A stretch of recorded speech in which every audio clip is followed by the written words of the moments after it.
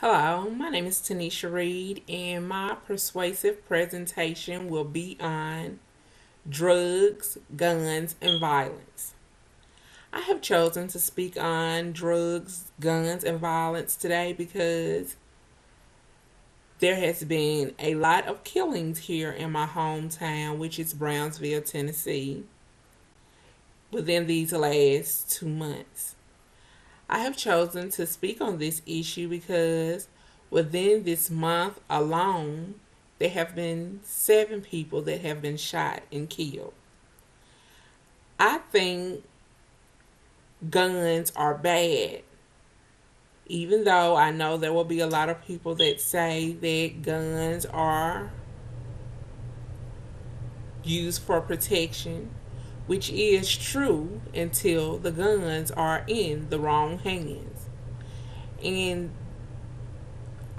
what I mean by that is when guns are in the wrong hands, it's usually children that are hurt or people that are doing wrong, which is the selling drugs and things of that nature that have the guns, which are either sold off or stolen, which is why I say guns that end up in the wrong hands are the reason why guns are bad to me.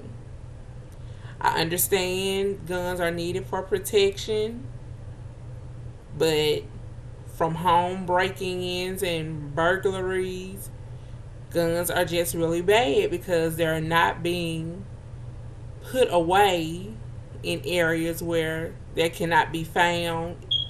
Someone always gets them because they're hidden under a bed or in a closet. And if your home is burglarized,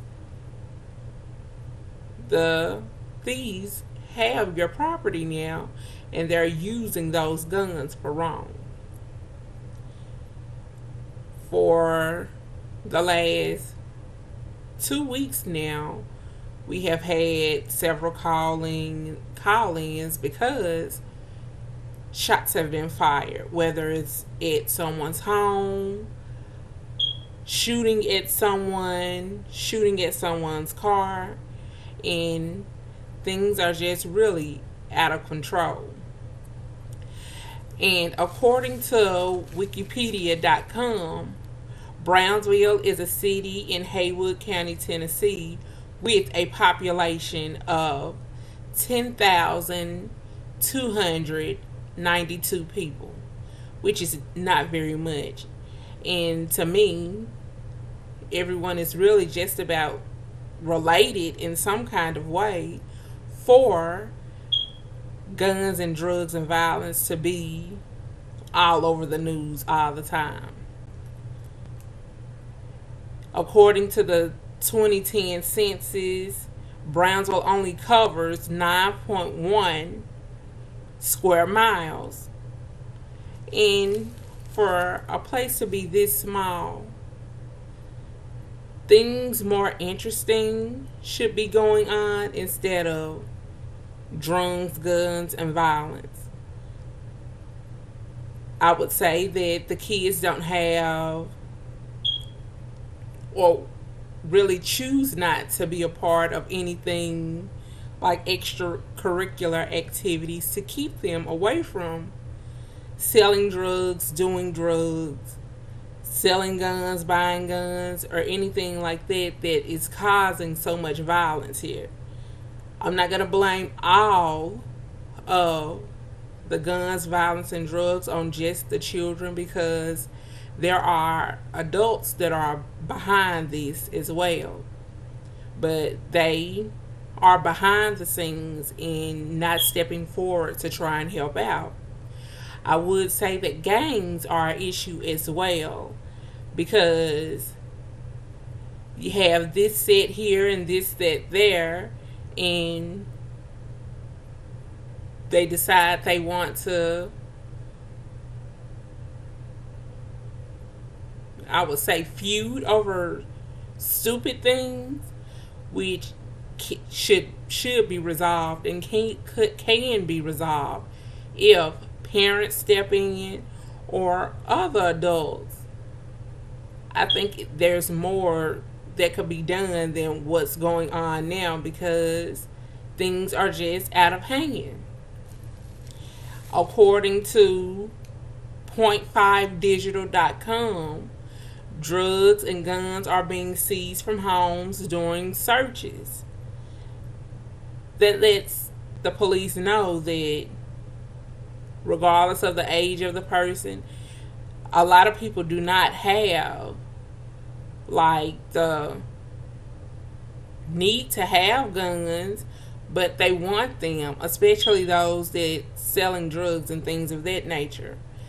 According to www.wbbjtv.com, a 17-year-old faces second-degree murder charges after fleeing the scene from shooting another 17-year-old. Why? When will people realize that you so call yourselves to have these guns for protection to keep hurt, harm, and danger away from you, but the hurt, harm, and danger is still in the home when your 17-year-old child finds your gun that you say you have for protection?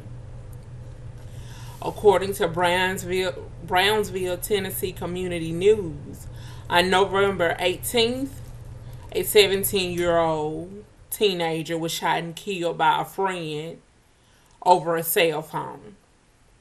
On November 11th, a 23-year-old was shot and killed over, I'm going to say it was gang related, because he was shot and killed on the 11th, but 2 months ago, he was shot from another murder that they say he was involved in. And just over the past 2 months, there are just shootings all over the town. And why? My question is why? When will people realize that we're losing families? People are losing their children, whether they are dying or whether they are sent to jail for the rest of their lives. It just doesn't make any sense.